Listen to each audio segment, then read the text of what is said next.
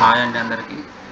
నిన్న bank Nifty ఎక్కడైతే close ఇచ్చిందో ఈరోజు 11th మార్చ్ రోజు ఎగ్జాక్ట్లీ ఫ్లాట్గా ఓపెన్ అయింది. అక్కడ నుంచి మనకు మార్నింగ్ నుంచి మార్కెట్ డౌన్ సైడ్ మూమెంట్ ఇచ్చింది. కాకపోతే మనం ఎంట్రీ ఎక్కడ తీసుకున్నాం, ఎగ్జిట్ ఎలా అయినాం అనేది మనం ప్లాన్ చేసుకుంటే ఇక్కడ చూద్దాం. First of all 15 minutes candle high and లో డ్రా చేసుకోవాలి. మార్కెట్ ఏ విధంగా ఏ డైరెక్షన్ వెళ్తుందో మనం ఫైండ్ అవుట్ చేయాలి. ఫస్ట్ ఆఫ్ ఆల్ నేను 15 minutes క్యాండిల్లో హై లో డ్రా చేసిన. దీని తర్వాత మార్కెట్ ఎటువైపు వెళ్తుంది, ఏ విధంగా పర్ఫార్మెన్స్ చేస్తుంది అనేది మనం ఫైండ్ అవుట్ చేయాలి. ఫస్ట్ ఆఫ్ ఆల్ మనకు ఈ క్యాండిల్ క్లోజ్ ఇస్తుంది అనుకున్నాం, కానీ క్లోజ్ ఇవ్వలేదు. మళ్ళీ అప్ సైడ్ వెళ్ళింది, మళ్ళీ డౌన్ సైడ్. దీని లోలో క్లోజ్ ఇస్తాం అనుకున్నాం, కానీ క్లోజ్ ఇవ్వలేదు. మళ్ళీ మార్కెట్ ఇక్కడికి వచ్చి మళ్ళీ అప్ సైడ్ వెళ్ళింది. టోటల్గా ఇక్కడ ఎం ప్యాటర్న్ ఫైండ్ అవుట్ అయింది. ఇక్కడ ఎం ప్యాటర్న్ ఇది ఇక్కడ నుంచి మళ్ళీ బ్రేక్అవుట్ ఇచ్చింది. ఇక్కడ మనం ఎంట్రీ తీసుకోవాలి. ఇక్కడ ఈ బ్రేక్అవుట్ ఇచ్చిన తర్వాత ఎగ్జాక్ట్లీ 11:20కి బ్రేక్అవుట్ ఇచ్చింది. ఈ ట్రెండ్ లైన్ కూడా బ్రేక్అవుట్ ఇచ్చింది. దాని తర్వాత మనం 11:25కి ఎంట్రీ తీసుకోవాలి. ఇక్కడ అంటే బ్రేక్అవుట్ ఇచ్చిన ప్రైస్ 47,500.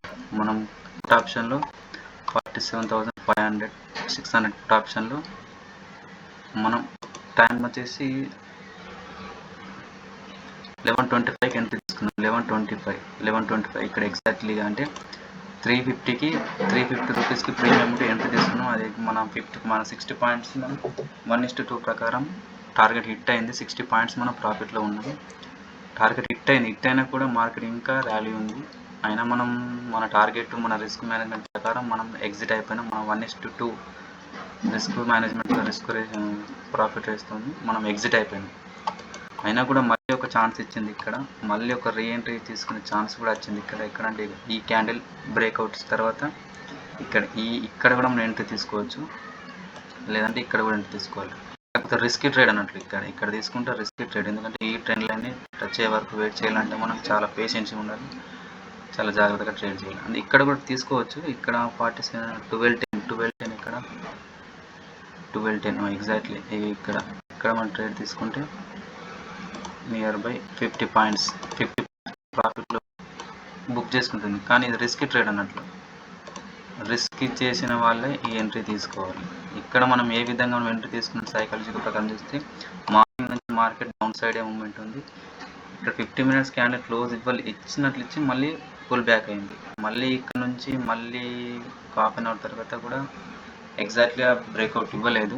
ఇక్కడ కూడా ఎం ప్యాటర్న్ ఫార్మేషన్ అయిన తర్వాత బ్రేక్అవుట్ ఇచ్చింది. ఆ ఎం ప్యాటర్న్ ద్వారా మనం ఎంట్రీ తీసుకున్నాం. ఇక్కడ నుంచి వచ్చి ఈ ఫుల్ బ్యాక్ వచ్చింది. ఇక్కడ నుంచి మనం ఎంట్రీ తీసుకోవచ్చు, లేక ఫుల్ బ్యాక్ కూడా ఎంట్రీ తీసుకోవచ్చు.